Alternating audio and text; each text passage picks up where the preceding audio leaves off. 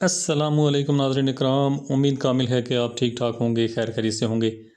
नाज़रीन इकराम, एक और वीडियो के साथ मैं आपकी खिदमत में हाज़िर हूँ। उम्मीद है कि आपको वीडियो पसंद आएगी। नाज़रीन इकराम, अगर वीडियो पसंद आएगी तो वीडियो को लाइक लाजमी कीजिएगा, मेरे चैनल को सब्सक्राइब कीजिएगा और वीडियो को दूसरे दोस्तों के साथ भी शेयर कीजिएगा ताकि किसी और का भी फ़ायदा हो सके। तो नाज़रीन इकराम, मैं वीडियो बनाते वक्त इस बात का ख़ुसूसी तौर पर ख्याल रखता हूँ कि आपका टाइम ज़्यादा ज़ाया ना हो और बिल्कुल एकदम जो है मैं अपने मुद्दे पे, अपने जो मकसद होता है मेरा, उसके ऊपर जो है ना बात करता रहता हूँ। तो कोई लंबी चौड़ी बात करके तो आपका टाइम ज़ाया बिल्कुल नहीं करवाता।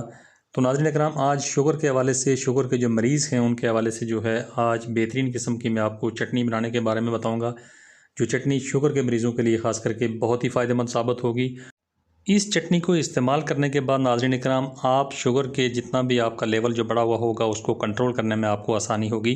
तो नाज़रीन इकराम, चटनी बनाने के लिए आपको कौन कौन सी चीज़ें दरकार होंगी, आइए देख लेते हैं। तो नाज़रीन इकराम, इस चटनी को बनाने के लिए सबसे पहली चीज़ आपको जो ज़रूरत पड़ेगी वो आपको अनार दाना ज़रूरत पड़ेगा। अनार दाने के बाद नाज़रीन इकराम, आपको जो दूसरी चीज़ इसमें ज़रूरत पड़ेगी तो वो आपको अदरक ज़रूरत पड़ेगी। इसके अलावा नाज़रीन इकराम, आपको जो तीसरी चीज़ इसमें ज़रूरत पड़ने वाली है तो वो आपको पुदीना ज़रूरत पड़ने वाला है। पुदीने के बाद नाज़रीन इकराम, आपको जो चौथी चीज़ इसमें ज़रूरत पड़ेगी तो वो आपको लहसुन की ज़रूरत पड़ेगी। तो लहसुन के बाद जो है आप इसमें, अगर आप नाज़रीन इकराम उसके बाद आप इसमें अगर कोई नमक डालना चाहते हैं थोड़ा बहुत, तो आप काला नमक डालेंगे। अगर आप मिर्ची इसमें डालना चाहते हैं तो सब्ज़ मिर्च डालेंगे। तो नमक और सब्ज़ मिर्च जो है, अब अगर आप नहीं डालना चाहते तो वैसे भी आप उसको इसी तरह इस्तेमाल कर सकते हैं, कोई इशू नहीं है। तो लेमन का इस्तेमाल आप कर सकते हैं, अगर आपको दिल करता है लेमन का तो लेमन इस्तेमाल कर सकते हैं, कोई इशू नहीं है। इसके अलावा नाज़रीन इकराम, इस चटनी में किसी भी किस्म के स्पाइसेस आपने इस्तेमाल नहीं करने हैं, ना ही तो आपने किसी तेल का इस्तेमाल करना है। तेल का इस्तेमाल भी आप नहीं करेंगे और स्पाइसेस का इस्तेमाल भी इसमें आप नहीं करेंगे। इसी तरह से एज़ इट इज़ आप इसको खा सकते हैं, कोई इशू नहीं है।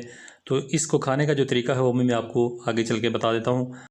अब नाज़रीन इकराम, चटनी की जो तैयारी आप करेंगे तो चटनी की जो चीज़ें हैं, ये चारों चीज़ें तो आपने एक ही वज़न में लेनी है, एक जैसा वज़न होना चाहिए।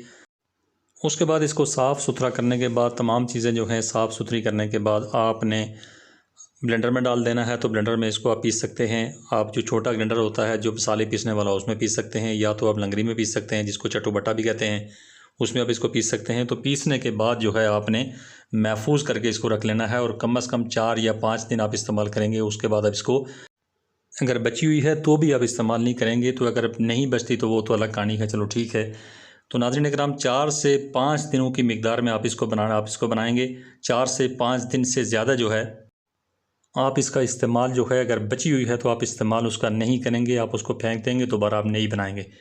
तो नाज़रीन इकराम, ये ख़ास करके जो है शुगर के मरीज़ों के लिए बेहतरीन चीज़ है। उसके अलावा मैदे के लिए बहुत ज़बरदस्त चीज़ है। मैदे में जो है किसी किस्म की आपको अगर प्रॉब्लम है, आपको खाना हज़म नहीं होता, मैदे में आपको दर्द रहता है, पेट में आपको सूजन रहती है, किसी किस्म की आपको कब्ज़ का मसला है, तो नाज़रीन इकराम, ये सब चीज़ें जो हैं ख़ास करके पेट से रिलेटेड जितनी भी चीज़ें हैं उसके लिए भी बहुत ज़बरदस्त चीज़ है। उसके अलावा शुगर के मरीज़ों के लिए बहुत ज़बरदस्त चीज़ है। तो नाज़रीन इकराम, इसका इस्तेमाल करने के बाद आप शुगर के मोज़ी मर्ज़ से आप बच सकते हैं, अपने शुगर लेवल को आप कंट्रोल में ला सकते हैं और मुख्तलिफ़ किस्म की पेट की बीमारियों और आपके जिस्म की बीमारियाँ हैं वो भी आपकी ख़त्म हो जाएंगी। तो नाज़रीन इकराम, इसी तरह से अच्छी और इन्फॉर्मेटिव वीडियो जो है वो मैं आपके लिए लेके आता रहूँगा। मेरे चैनल को सब्सक्राइब ज़रूर कीजिएगा और मेरी वीडियो को दूसरे दोस्तों के साथ भी शेयर कीजिएगा ताकि किसी और का भी फ़ायदा हो सके। तो thanks for watching, be happy always, bye.